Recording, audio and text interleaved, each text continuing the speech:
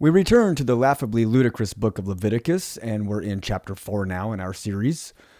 Leviticus was recently heralded by myself as the number one, the very top, the zenith, worst book of all 66 books of the Bible. It hails from the Torah, the first 5 books of the Bible, and legend has it, and the Bible clearly states it, that these are the literal words of God. Now, legend also has it that Moses wrote these first 5 books of the Bible, which certainly gives him the uncanny ability to not only hear voices, the main voice being from God himself, of course, but he also possesses a superhuman superbrain to divinely download it all, commit it to memory, and write it all out for us so that we, thousands of years later, can be so blessed with what God said and wanted from mere mortals, and especially what he wanted in regard to animals, as we'll find here in Leviticus 4 and throughout all of Leviticus. Let's get right to it here. Things are just starting to heat up and get even bloodier in this bloody filth of a book. I'm going to have to read quickly here as it gets quite redundant and repetitive. Leviticus 4. And I'm in the NRSV, by the way.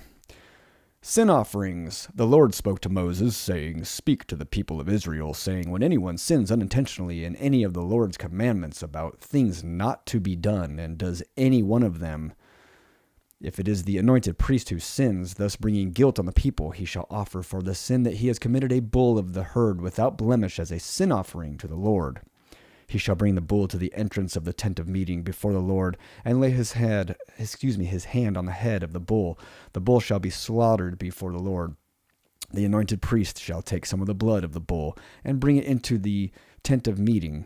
The priest shall dip his finger in the blood, and sprinkle some of the blood 7 times before the Lord in front of the curtain of the sanctuary.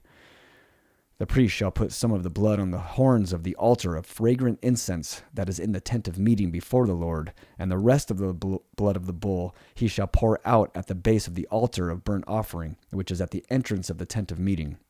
He shall remove all the fat from the bull of sin offering, the fat that covers the entrails, and all the fat that is around the entrails.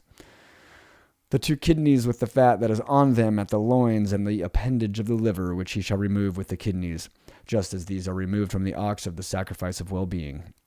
The priest shall turn them into smoke upon the altar of burnt offering, but the skin of the bull and all its flesh, as well as its head, its legs, its entrails, and its dung, all the rest of the bull he shall carry out to a clean place outside the camp, to the ash heap, and shall burn it on a wood fire.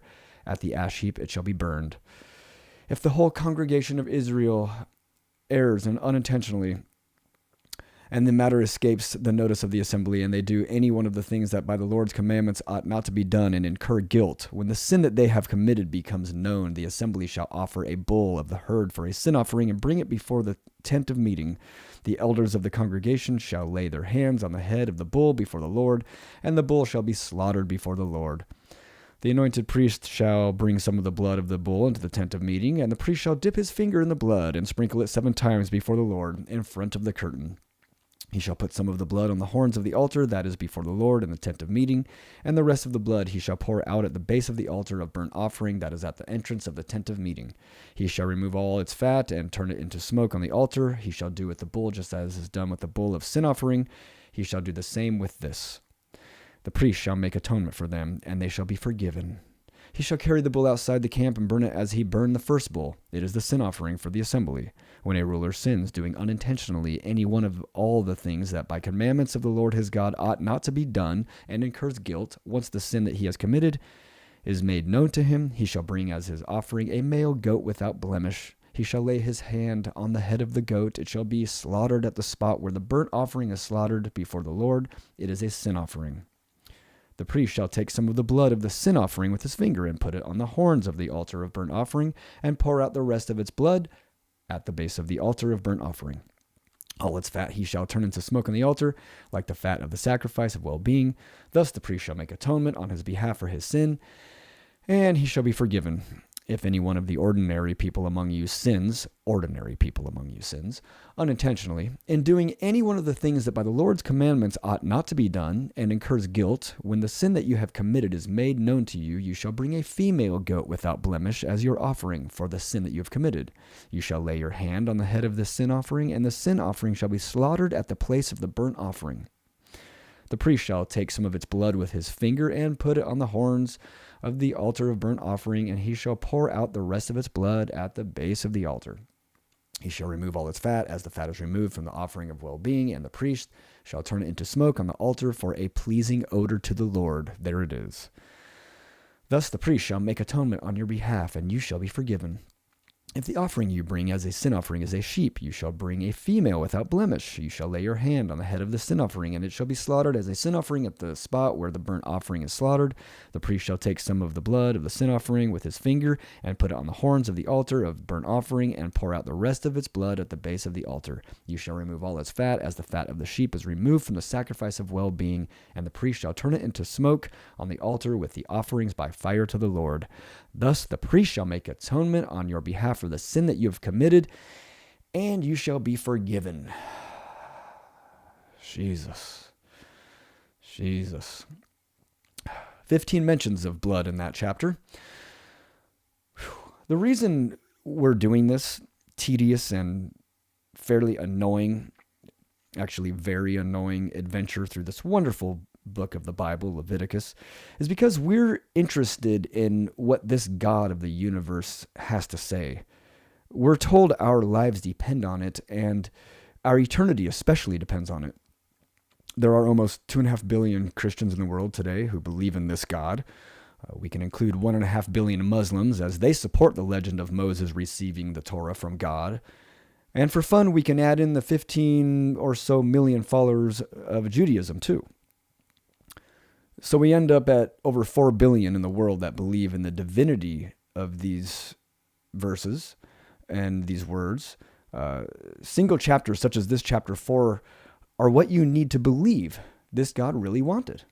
That he was appeased through these barbaric blood rituals as propitiations and expiations, and even made stringent requirements as to the burning of the animal's flesh so that a sweet aroma could soothe the cravings of his nostrils.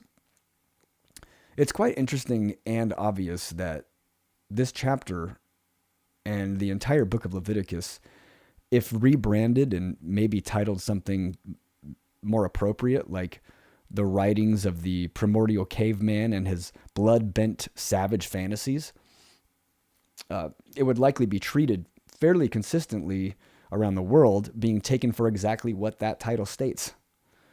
Additionally, it would be swiftly deemed demonic, satanic, witchcraft, or writings of demon-infested members of the occult. But it just so happens that, well, it's in the Bible, so it must be okay. Or even worse, the one we all love, well, that's the Old Testament. But I'm sorry, same God, beginning to end. And that said, I flip that back on you because I'm tired of hearing that Old Testament crutch. Who needs the New Testament? I'm reading the literal words of God right here out of this chapter.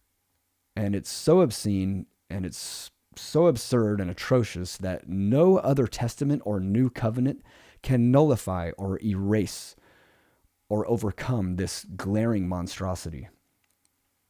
And clearly, a perfect God, an omnipotent, omniscient God, would have no need or desire for its words to be suppressed. And way beyond that, most importantly, there would be nothing in any godly prose that should be questionable in the slightest. The idea that we can and should rip these pages out of this Bible and make it that much better should be enough for anyone to realize it's time to ratchet up your deconstruction or your questioning and begin approaching and opening the door of complete deconversion. Speaking of obscenities, absurdities, and atrocities, the Holy Shit of the Bible is available in the TikTok shop and will be a solid guide in your deconstruction and deconversion. Much love to all of you. See you next time. Take care.